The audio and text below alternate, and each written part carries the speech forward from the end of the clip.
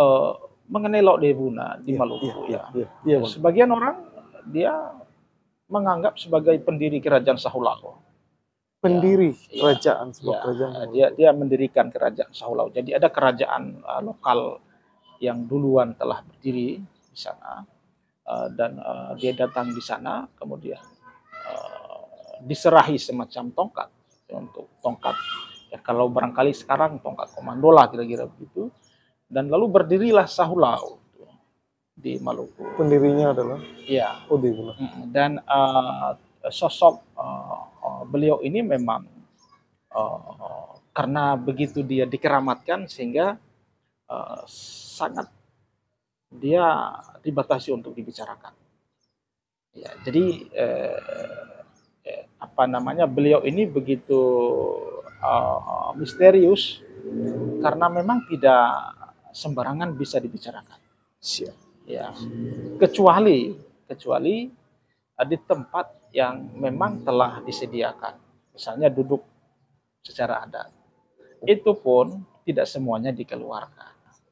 Saya secara pribadi membaca itu tulisan di berandanya Bang Yusri, ada setitik harapan bahwa Maluku dan Buton itu memang betul-betul memiliki Iya, memang ujung dari yang kita harapkan adalah bagaimana generasi Buton dengan Maluku saling bertaut dalam kebersamaan persaudaraan. Karena hubungan relasi genealogi itu sudah terbangun jauh dari hari ini.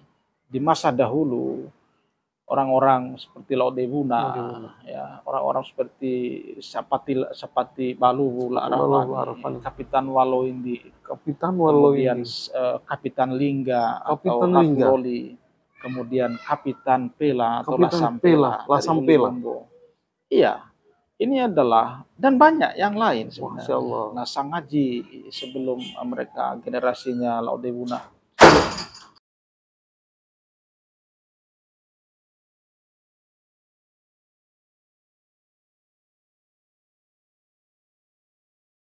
Oke, Assalamualaikum warahmatullahi wabarakatuh, sahabat YouTuber semua dimanapun saja Anda berada. Kali ini saya kembali berada di kediamannya Bang Yusri, tentunya di Kota Bau-Bau. Ini adalah satu segmen yang boleh dibilang sudah beberapa kali saya ingin sampaikan kepada sahabat YouTuber semua bahwa saya ingin melihat sebuah postingan dari beranda Facebooknya Bang Yusri. Judul tulisannya beliau itu adalah "Tunggu Beta di Murkele". Nah, itu sampai sekarang ini sudah dibagikan sampai dengan 600 kali bagi. Tentunya ini adalah antusias masyarakat Buton yang ada di Maluku itu sangat luar biasa. Nah, saya sudah dengan Bang Yusri, Bang. Apa kabar ini, Bang? Baik, alhamdulillah. Alhamdulillah, tetap dengan semangat dan tetap dengan spirit yang luar biasa untuk Tanah Buton tercinta, Bang.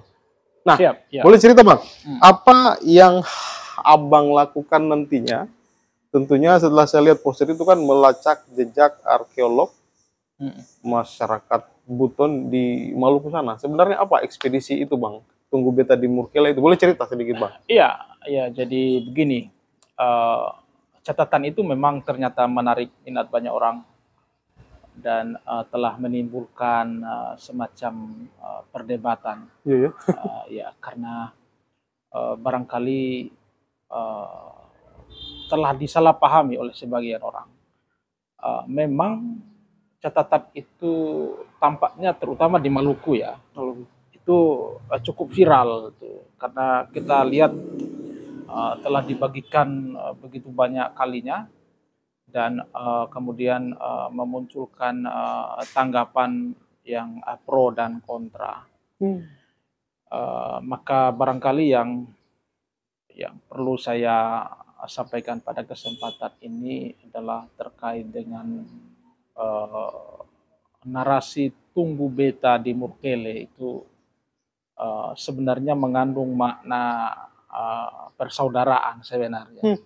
Jadi yang saya maksud Tunggu Beta itu adalah semacam pesan kepada saudara-saudara di sana untuk menunggu beta, menunggu saya, dan lalu kita bisa bersama-sama duduk untuk membicarakan bagaimana leluhur masa lalu Maluku dengan Buton itu ternyata punya relasi, punya kedekatan, punya hubungan yang dekat satu sama lain, terutama di situs yang memang ini sangat disakralkan oleh orang-orang di Maluku, ya, di Bokele.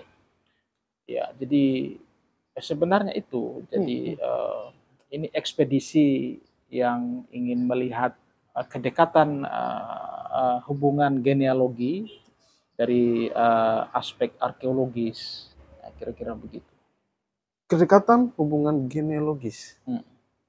Saya ingin tahu lebih detail di soal ini, Bang. Boleh cerita? Iya, di masa dahulu memang adalah hal yang lazim ada pertautan genealogi, ya, karena ada proses marital, ada kawin mawin antar bangsawan, baik dari Maluku, dari Buton. Karena Maluku dari zaman dahulu memang sudah sangat tersohor, jadi menjadi sentrum dari rempah-rempah, sesuatu yang waktu itu menjadi semacam komoditi yang dicari oleh orang-orang Eropa, dan menjadilah Maluku sebagai dalam tanda petik gadis cantik yang diperebutkan banyak orang, termasuk yang paling ambisius adalah orang-orang dari Eropa waktu itu. Maka karena menjadi sentrum dari komoditi paling dicari waktu itu, menjadilah Maluku seksi sekali dia didatangi, dan tentu saja dalam proses saling mendatangi seperti itu, kemudian muncul keinginan terutama dari orang-orang Eropa untuk tidak hanya mendatangi tetapi kemudian menguasai. Maka kita melihat perlawanan-perlawanan kemudian muncul dari orang-orang lokal di Maluku. Kita mengenal misalnya Ki Malaha Majira di Huamual yang membangun perlawanan terhadap Belanda. Kemudian ada banyak yang lain, kapitan-kapitan yang melawan. Tetapi poros perlawanan waktu itu memang, kita belum bicara Indonesia, masih sangat jauh. Poros perlawanan waktu itu kan tidak semua juga orang Eropa, bangsa Eropa. Di antara mereka juga ada persaingan, seperti misalnya antara Belanda dengan Portugis, dan kerajaan-kerajaan lokal. Lantaran cantiknya di Maluku. Cantik, ya, dan kerajaan-kerajaan lokal di Maluku. Itu poros aliansi mereka juga, kalau tidak dengan Belanda ya dengan Portugis. Waktu itu Buton. Nah, sini poinnya, Bang. Ini menariknya, Buton waktu itu yang berada sangat dekat dengan Maluku, tentu juga ikut mengambil bagian dalam palagan peperangan di Maluku. Iya ya, turut ambil bagian ya. Iya. Ada memang kalau kita baca kontrak-kontrak Buton ya dengan Belanda, itu memutlakan aliansinya dia dengan Belanda. Di situ ada Ternate, Belanda, Buton. Tetapi ada kelompok-kelompok di internal Buton yang ternyata juga menyempal, tidak menaati kontrak itu dengan beraliansi dengan pribumi Maluku, misalnya seperti Ki Malaha Majira di Huamual itu, dan membangun perlawanan dengan Belanda. Ada kapitan-kapitan yang orang Buton. Ada ya? Ada yang ikut berjuang bersama orang-orang pribumi Maluku. Ya, melawan hegemoni dari orang-orang Eropa, dalam tanda petik Belanda itu. Dan saya kira beberapa sumber mainstream sejarah Maluku, seperti yang ditulis oleh Andaya atau sebagian oleh Adnan Amal di Kepulauan Rempah-Rempah, ya, itu dinamika mengenai dunia Maluku, kita bisa memilah-milah dan melihat kelompok-kelompok dengan siapa dia beraliansi. Tetapi Buton memang secara resmi, secara legal, karena ditandai oleh kontrak, maka arah aliansinya dengan Belanda dan Ternate. Lawannya adalah Portugis, ya, maka itulah dalam perjanjian Skote Lelangi misalnya, dalam salah satu pasal di sana kita melihat bagaimana isi pasalnya itu menegaskan kesertaan Buton misalnya dalam perang di Kiser di Maluku. Lalu bantuan pasukan Kesultanan Buton dalam perang di Solor di Adonara, ya, untuk mengepung benteng Lohayong di Solor, dan memang kemudian benteng itu jatuh setelah 3 bulan pengepungan.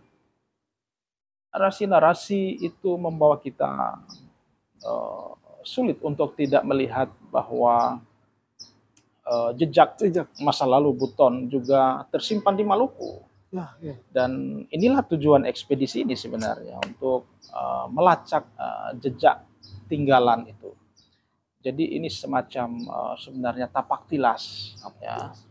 Misalnya bagaimana ekspedisi Sapati Balu, ya, Arafani bersama Kapitan Waloindi. Nah, itu dalam manuskrip dan sumber-sumber kita di Buton.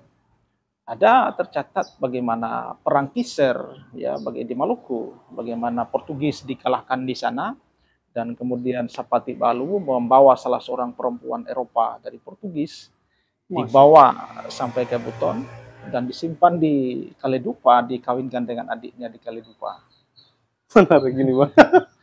Luar biasa, merinding saya. Itu adalah kisah sejarah masa lalu kita di Buton, dan kali ini Bang Yusri mulai menjejaki itu, menempati. Iya, jadi ekspedisi ini sebenarnya adalah itu tadi tujuannya, tidak bermaksud seperti disalahpahami sebagian orang, seakan-akan kemudian kita mengklaim situs-situs yang disucikan di Maluku sebagai misalnya kepunyaan orang Buton. Saya kira tidak seperti itu, ya. Memang ada hal yang sensitif di sana soal satu sosok yang kontroversial, ya. Tidak hanya di sana, tetapi juga di Buton. Orang ini karena dia begitu sangat hebat, sehingga memantik kontroversi yang sampai sekarang ternyata tidak berujung selesai. Dia orang ini adalah Laudevuna. Ya, jadi Laudevuna ini memang yang dikisahkan separuh manusia. Iya, karena dia begitu sangat hebat orang ini, sehingga dicitrakan dalam banyak kiasan-kiasan mengenai dia. Tetapi yang paling umum dan sering kita dengar, dia digambarkan sebagai badannya setengah ular. Yang membawa kelapa. Ya, yang mau menggendong kelapa. Sampai hari ini diyakini, dipercaya bahwa itu adalah. Iya, sampai hari ini diyakini oleh sebagian orang bahwa benar dialah, ya, seperti itu. Ya, padahal itu kalau kita mempercayai menjadi bertentangan dengan logika bahwa ada sebentuk manusia yang wujudnya seperti itu. Sebenarnya apa sih itu, Bang, hiasan-hiasan itu? Saya kira kita melihat dari dalam apa yang? Ya, saya kira itu tadi, orang ini begitu karena wibawanya sangat besar.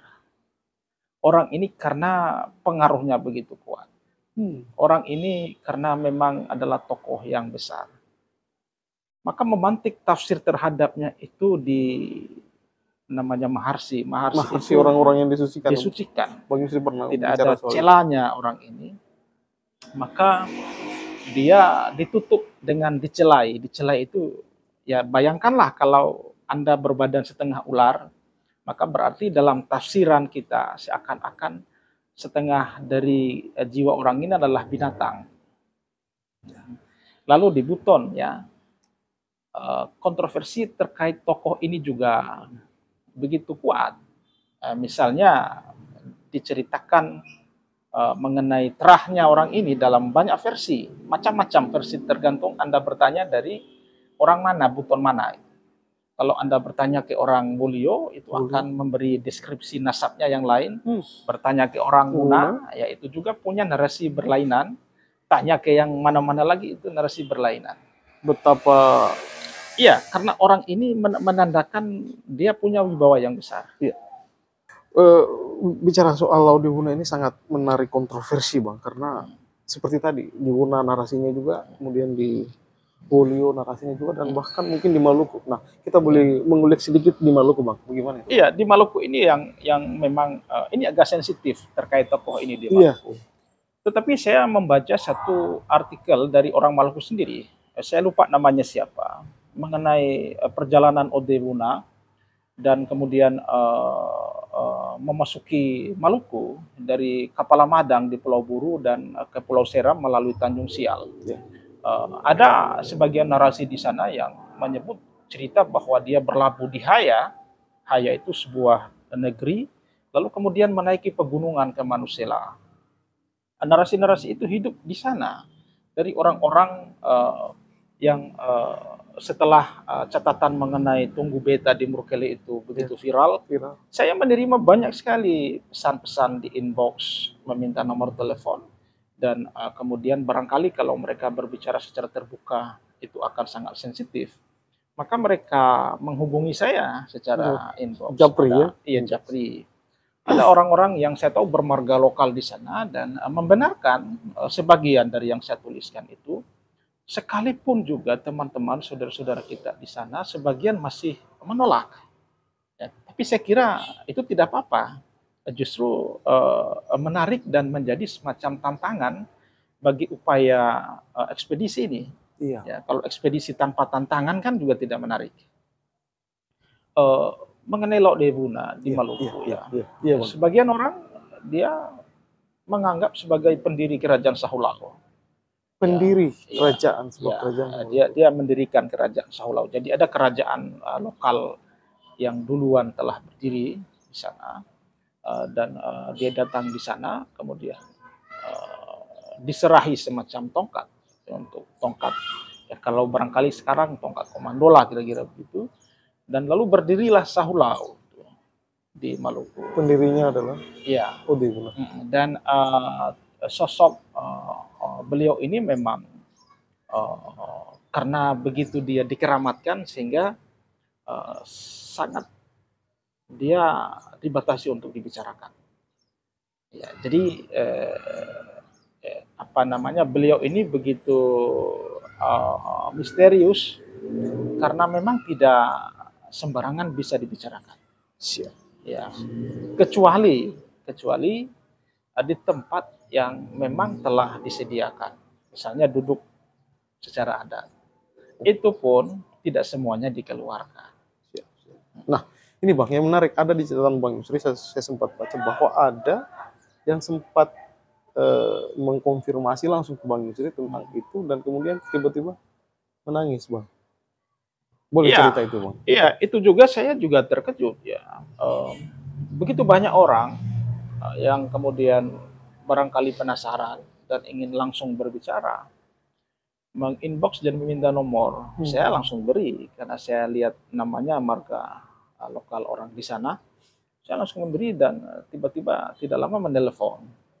Saya pikir kami akan diskusi, tetapi justru yang menjadi akhirnya adalah ada perasaan haru itu. Yeah.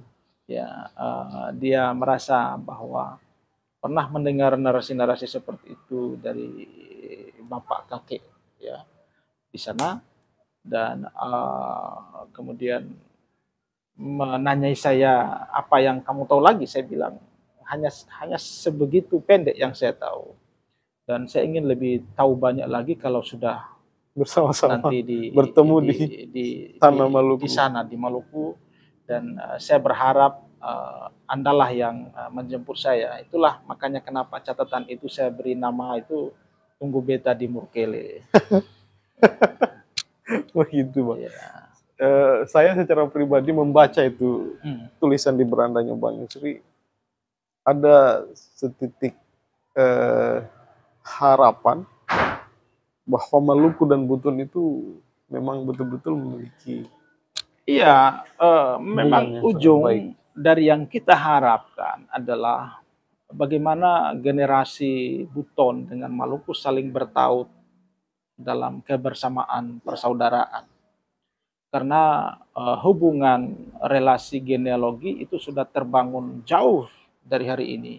Di masa dahulu orang-orang seperti Laodebuna, ya, orang-orang seperti Sapati Balu Arafani, Kapitan Waloindi, kemudian Kapitan Lingga atau Ratu Loli, kemudian Kapitan Pela atau Lasam Pela. Iya, ini adalah dan banyak yang lain sebenarnya. Nah, Sang Haji sebelum mereka generasinya Laodebuna